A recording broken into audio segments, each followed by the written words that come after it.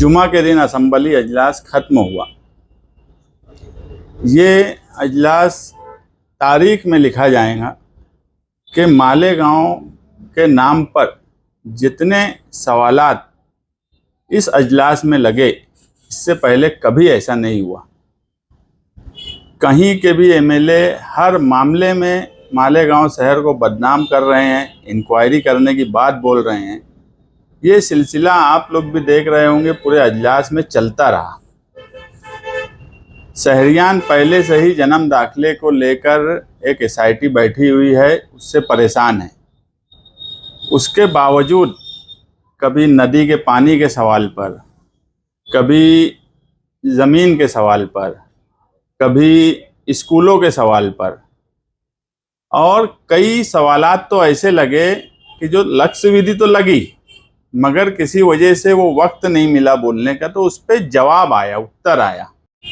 मौजूदा एमएलए जिन्होंने असम्बली अजलास में किसी भी मालेगांव के खिलाफ बोलने वाले को कोई जवाब या उस मामले में कोई सफाई नहीं दी, बेयार और मददगार मालेगांव शहर असम्बली में रहा। किसी तरीके की कोई मदद करने वहाँ नहीं आया। एसआईटी के मामले में एक लफ्ज़ मौजूदा एमएलए ने नहीं बोला। ये लोग महीनों से जेल में बंद है, उनके ताल्लुक से एक बात नहीं बोली गई। एसआईटी को 6 महीना हो गया, एक रिपोर्ट मांगने के लिए अजलास में बैठा नहीं गया। वहाँ बैठ जाते कि 6 महीना हो गया, हमको रिपोर्ट दो कि कितने बांग्लादेशी मिले, कितने रोहिंग्या मिले, ये तक नहीं बोला गया। उल्टा फिरका परस्त मालेगांव शहर को जिस तरह निशाना बना रहे हैं, उन्हीं के इशारे पर उर्दू स्कूलों के खिलाफ में इन्होंने 6 मिनट बोला। उसके अलावा इन्होंने किसी सवाल पे नहीं बोला। और मंत्री के नाक के नीचे रहने वाली मालेगांव शहर की उर्दू स्कूलों के लिए एसआईटी बैठाई जाए, इस तरह की डिमांड असम्बली में की गई, जो पूरे शहर ने सुना।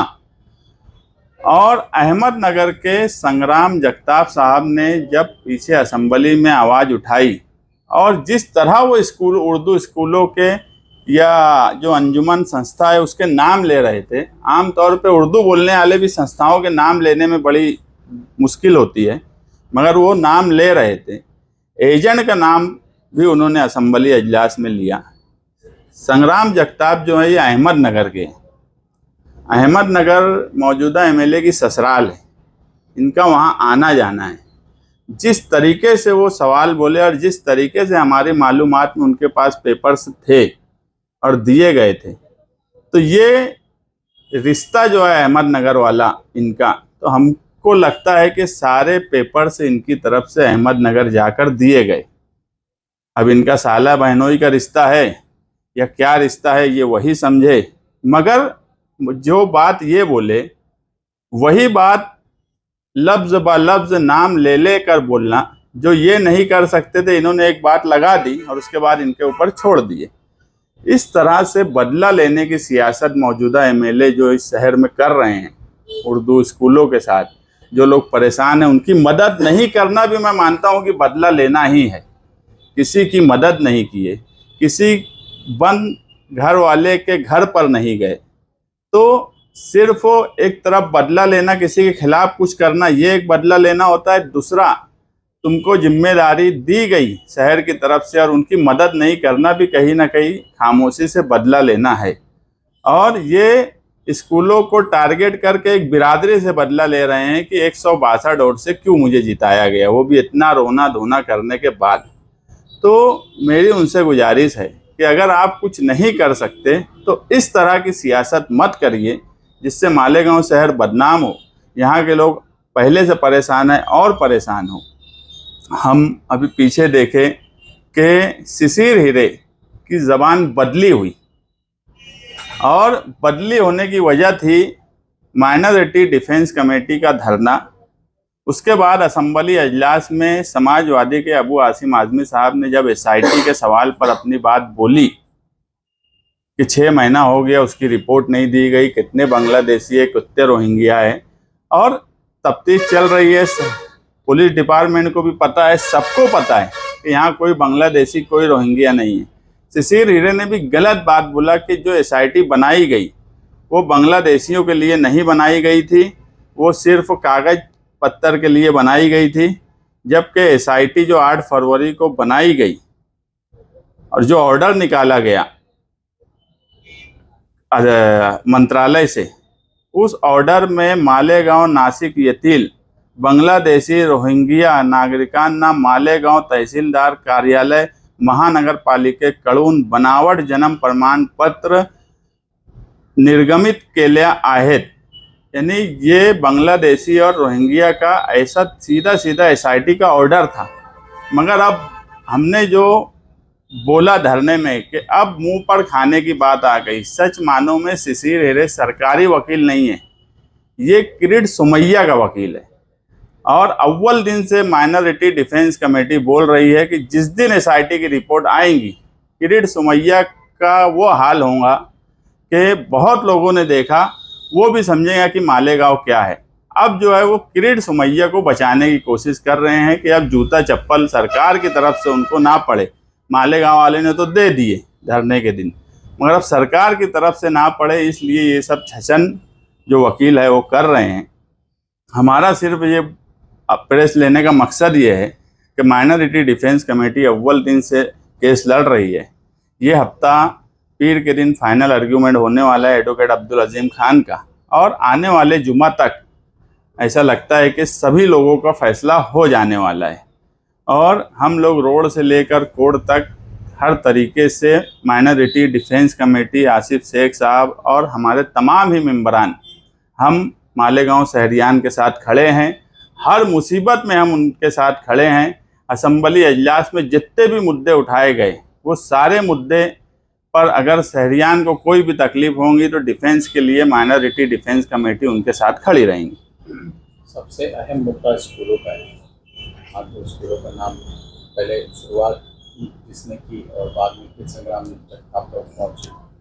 आज सारे स्कूल वाले जो है वो आपके रास्ते में आए। पिछली बार भी समाजवादी की तरफ से कहा गया था कि हम उनकी एक मीटिंग लेंगे, उनको साथ मिलेंगे और उनको कोई परेशानी होगी तो हम उनका साथ देंगे। तो क्या ऐसा कोई आपका इरादा है? देखिए, हम उस वक्त भी बोले थे, अभी भी बोल रहे हैं कि संस्था वाले जब भी चाहेंगे हम उनकी मदद करेंगे। हमें उर्दू स्कूलों को बचाना है, क्योंकि हमने देख लिया है कि जन्म दाखिले के मामले में बांग्लादेश और रोहिंग्या से शुरू करके मामूली गलतियों को सरकार बड़ा बना देती, और हमको डर यही है कि स्कूलों के मामले में भी ऐसा ही ना हो। हम जितनी भी संस्थाएं हैं अगर एक साथ आएंगी, बात करेंगी, तो हम हर तरीके से उनके साथ खड़े रहेंगे। एमएलए साहब ने पूरे असेंबली में जो इजलास अभी को हुआ उसमें कुछ भी नहीं पूछा। एक लेटर उन्होंने एसआईटी के ताल्लुक से सीएम को दे दिया था, और फिर जो उन्हीं की पार्टी के कुछ लोग जो है वो इल्ज़ाम लगा रहे कि हम इत्तेहाद चाहते हैं, यानी सब एक साथ मिलकर काम करें और जो ये होगा हमें बुलाया नहीं गया, और ये इस तरह की बातें उनकी पार्टी के जिम्मेदार कह रहे।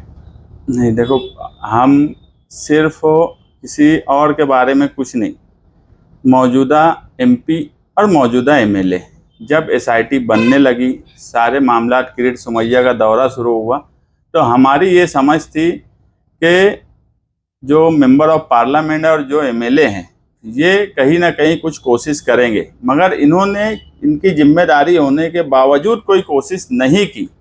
इसलिए हमको लगा कि जिनकी जिम्मेदारी है वो अगर नहीं कर रहे तो हम डिफेंस में एक कमेटी बनाकर खड़े हुए।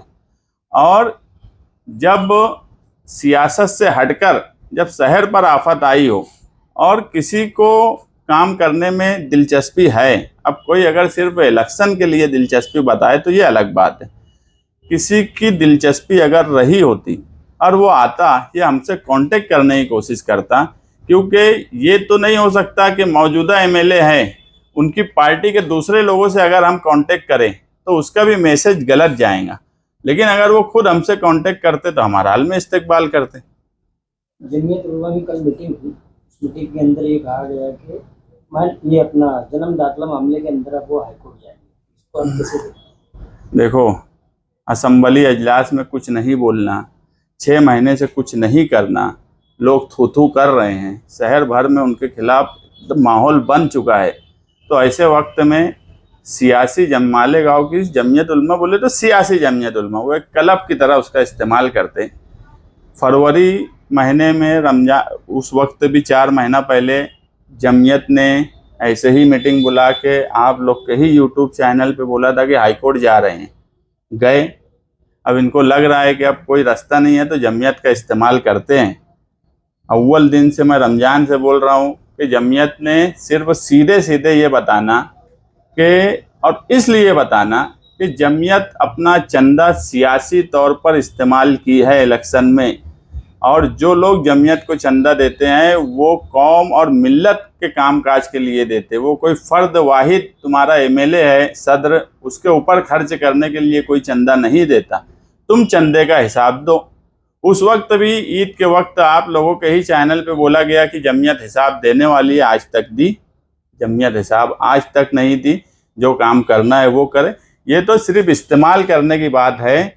आज तक जमीयत या जमीयत की बात ही मैं नहीं करता। मौजूदा एमएलए अपनी कारकर्दगी बताएं, एसआईटी बैठने के बाद उन्होंने क्या क्या किया, कानूनी मदद क्या की, किसी के घर जाकर उनकी मासी मदद कुछ की क्या, ऐसा कोई काम इन्होंने बताना। ये शहर को एकदम बेयार और मददगार छोड़ दिए। हम कल भी बोलते थे और आज भी बोलते कि माइनॉरिटी डिफेंस कमेटी नहीं होती तो लोगों के हौसले टूट चुके होते। हम लोग किस तरह से रह रहे हैं, हमारे ऊपर कितनी आफत अलग अलग तरीके से आ रही है, वो सब भी हमको पता है, मगर उसके बाद भी हम शहर के साथ खड़े हैं। ये जन्म दाखिला मामले में जो लोग अंदर है, इनकी जमानत क्या जुम्मा तक की हो सकती है, ऐसा लगता है? हाँ, जो 40 नंबर एफआईआर जो है उसके अंदर जिनके आर्ग्यूमेंट रह गए हैं उसमें कल आर्ग्यूमेंट हो जाएगा। 51 नंबर की एफआईआर में मुकम्मल आर्ग्यूमेंट हो चुका, 40 नंबर में कल आर्ग्यूमेंट होगा। मंगल के दिन जो सरकारी वकील है उनका आर्ग्यूमेंट होगा और आर्ग्यूमेंट कंप्लीट हो जाएगा। और हमारी ऐसी समझ है कि जुम्मा तक फैसला आएगा। हम शहरियान से भी गुजारिश करते हैं कि सारे फैसले अल्लाह की तरफ से होते, वो इन बेगुनाहों के लिए दुआ करे कि फ़ैसला उनके हक में आए। आपने कहा कि बहुत सी परेशानियां आपके पीछे भी आ रही है, तो ऐसी परेशानियां कुछ ऐसी बता। पहले तो एक बात बता दूं कि जमूर की कोई परेशानी हमारी परेशानी नहीं है।